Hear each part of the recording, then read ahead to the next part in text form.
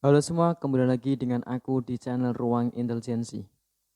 Pernahkah kamu berhenti sejenak untuk merenung tentang bagaimana tindakan sehari-hari yang kecil dapat memiliki dampak signifikan pada keuangan kamu? Kebiasaan yang kita lakukan setiap hari seringkali tidak terperhatikan dan selalu memainkan peran penting dalam kesehatan keuangan kita. Jika kamu ingin mengubah sesuatu, kamu pertama-tama perlu memahami akar masalahnya. Identifikasi kebiasaan yang menguras uang kamu untuk memperbaikinya. Oke, langsung aja, mari kita mulai. Yang pertama, belanja berlebihan di luar kemampuan. Menyusuri lintasan licin ini seringkali dimulai dengan langkah yang terasa cukup tidak mencurigakan. Mungkin dengan melampaui batas kapasitas keuangan saat ini, terkadang memanfaatkan pinjaman kecil sementara menanti gaji berikutnya. Namun, seiring berjalannya waktu, kebiasaan yang pada awalnya terlihat tidak berbahaya ini dapat tumbuh menjadi pemicu signifikan yang membawa banyak individu ke dalam labirin utang. Dalam masyarakat yang mengevaluasi keberhasilan melalui kepemilikan barang material, dorongan untuk memperlihatkan kemakmuran melalui gaya pakaian yang sedang tren, HP baru, kendaraan mewah, dan rumah mewah adalah hal yang umum. Tantangannya muncul ketika seseorang merayakan gaya hidup tersebut tanpa memadai sumber daya keuangan yang dimilikinya. Nah, dampaknya menjadi jelas ketika situasi keuangan yang tidak terkendali menciptakan rasa keputusan yang ceroboh. Jika kamu mendapati diri terjerat dalam situasi semacam ini, adalah krusial untuk segera memutus siklus destruktif ini.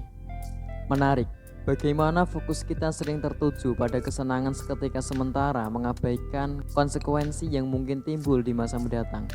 Lantas, solusi apa yang bisa kita ambil? Bagaimana caranya menghindari jebakan keuangan dari pengeluaran berlebihan ini? Pertama-tama, lepaskan perhatian pada pandangan luar dan arahkan perhatian pada manajemen keuangan yang lebih penting. Untuk apa? Untuk mewujudkan impian memiliki tempat tinggal idaman, menjelajahi dunia dan menikmati kesejahteraan hidup. Manfaatkan waktu sekarang, tekunlah dalam usaha, buat pengorbanan yang diperlukan, dan relakan beberapa kemewahan agar di masa mendatang kamu dapat merasakan kenikmatan tersebut sambil tetap memelihara kebebasan finansial. Ambil hikmah dari pepatah yang mencerminkan saat ini. Menjadi wirausaha mengabdikan beberapa tahun hidup kamu dengan cara yang sebagian besar orang tidak lakukan, sehingga kamu dapat menikmati sisa hidup kamu dengan cara yang hanya bisa menjadi impian bagi sebagian besar orang. Yang kedua, membeli barang yang tidak diperlukan atau jarang digunakan. Refleksi pada masa lalu saya. Ada waktu ketika saya kesulitan mengendalikan dorongan berbelanja saya, baik itu kaos baru, sepatu olahraga, atau jam tangan elegan. Saya selalu menemukan alasan untuk berbelanja, baik untuk secara sosial, presentasi akademis, atau kegiatan santai. Meskipun lemari pakaian saya tidak terlalu berantakan, perasaan tidak punya yang harus dikenakan tetap ada, menyebabkan pola pemilihan pakaian yang berulang. Seiring berjalannya waktu, saya menyadari bahwa saya menghabiskan sejumlah uang yang cukup besar untuk barang-barang yang tidak perlu. Akibatnya, saya memutuskan untuk berpisah dengan pakaian yang jarang saya gunakan, hanya menyimpan yang benar-benar saya hargai. Sudah lebih dari setahun sejak saya terakhir terlibat dalam pembelian pakaian ini, dan aspek yang paling memuaskan adalah selalu memiliki pakaian yang sesuai tanpa dorongan untuk membeli lebih banyak. Sekarang giliran kamu untuk menyelidiki ruang hidup kamu sendiri untuk barang-barang yang kurang terpakai atau jarang digunakan, baik itu buku, pakaian, sepatu, dekorasi, atau bahkan layanan seperti paket seluler, TV kabel, film, dan langganan internet, dan lain sebagainya. Pertimbangkan misalnya mereka yang membayar beragam saluran dan layanan streaming meskipun jarang menonton televisi. Orang lain mungkin terus membayar internet seluler sementara memiliki akses di rumah dan tempat kerja. Semua ini adalah pengeluaran yang dapat dihindari. Mengenai akuisisi di masa depan, saya memegang prinsip sederhana untuk mencegah pemborosan keuangan ini. Setiap barang yang saya beli untuk rumah saya harus memiliki 3 tujuan, yaitu pertama harus berguna, kedua diperlukan, dan ketiga estetis. Terus bagaimana dengan barang-barang yang hanya memenuhi satu dari kriteria ini? Jika suatu barang hanya estetis atau menarik, itu harus memiliki keindahan yang luar biasa bagi kamu, seperti karya seni dari pelukis favorit kamu. Sebaliknya, untuk barang yang berguna dan diperlukan, barang yang diperlukan vital untuk kehidupan sehari-hari, seperti makanan atau alat untuk pekerjaan dan pengembangan.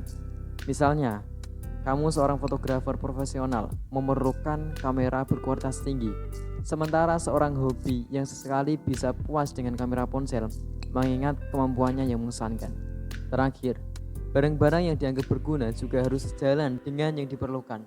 Ingatlah bahwa pengeluaran kecil bisa berkumpul menjadi jumlah yang besar, dana yang bisa dialihkan untuk mencapai tujuan kamu. Ketiga, pembelian impulsif. Masalah muncul ketika individu melakukan perjalanan belanja tanpa rencana yang telah ditetapkan dan akhirnya membeli barang hanya karena diskon, promosi, atau iklan yang menarik. Produk yang awalnya tidak ada dalam radar mereka. Perilaku ini bersinggungan dengan poin sebelumnya, mengakibatkan perolehan barang yang tidak perlu atau jarang digunakan. Selain itu, keberadaan kartu kredit memperbesar resiko pengeluaran di luar kemampuan kita. Penting untuk diingat bahwa memiliki batas kredit yang tidak terpakai tidak sama dengan kemampuan pembayaran. Meskipun kartu kredit memiliki keuntungan, penggunaan yang tidak bijak dapat menimbulkan ancaman serius terhadap kesejahteraan keuangan seseorang. Tunduk pada godaan pembelian impulsif merupakan kecenderungan berbahaya bagi stabilitas keuangan kita. Meskipun kamu mungkin sadar akan hal ini, bagaimana kita bisa mengendalikan kebiasaan belanja yang impulsif ini? Untuk saat ini, mari kita baca 7 tips yang berguna untuk diskusi hari ini. Yang pertama, susun daftar belanja yang komprehensif. Kedua, hindari berbelanja dengan anak-anak. Ketiga, batasi pembelian hanya pada barang yang penting.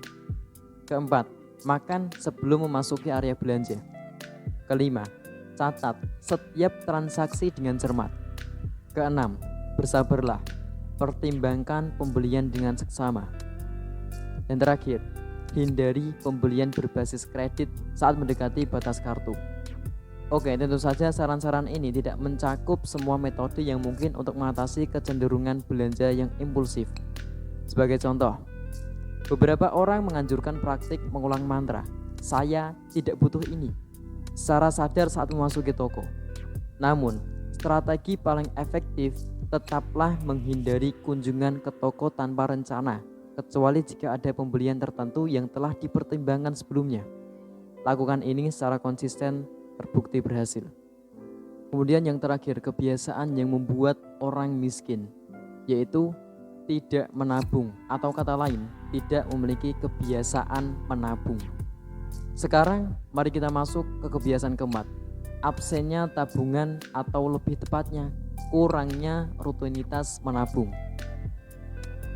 Sejumlah besar individu terjebak dalam siklus hidup dari gaji ke gaji. Seringkali menggunakan alasan seperti "saya tidak mendapatkan", "saya tidak memiliki pengetahuan", atau "hidup terlalu singkat, kita seharusnya menikmati hidup ini". Inti permasalahannya mungkin terletak pada pandangan kita terhadap menabung. Mengapa tindakan menabung untuk kesejahteraan kita dan keluarga kita dianggap tidak menyenangkan? Sebenarnya, ini berfungsi sebagai cara untuk menjamin stabilitas keuangan dan peluang untuk masa depan. Membangun kebiasaan menabung sangat penting untuk membangun masa depan finansial yang kuat. Tanpa praktik ini, mencoba berbisnis, berinvestasi dalam pengembangan diri, atau memiliki sumber daya untuk liburan yang pantas menjadi tantangan yang sulit. Sayangnya, absennya tabungan dapat menyebabkan situasi kritis, memaksa individu untuk melepaskan barang berharga, atau bergantung pada pinjaman dengan tingkat bunga yang tinggi selama krisis keuangan. Penting untuk mengidentifikasi area di mana pengeluaran yang tidak perlu dapat dikurangi dan membuat rencana menabung yang lebih personal. Oke, sekian video ini, dan bagikan dengan aku kebiasaan merugikan mana yang membuat kerugian keuangan kamu saat ini. Dan beri komentar tentang ide mana yang paling menarik bagi kamu. Serta jangan lupa untuk subscribe channel Ruang Intelijensi agar tidak ketinggalan video baru yang dapat mengubah hidup kamu. And sampai jumpa di video berikutnya.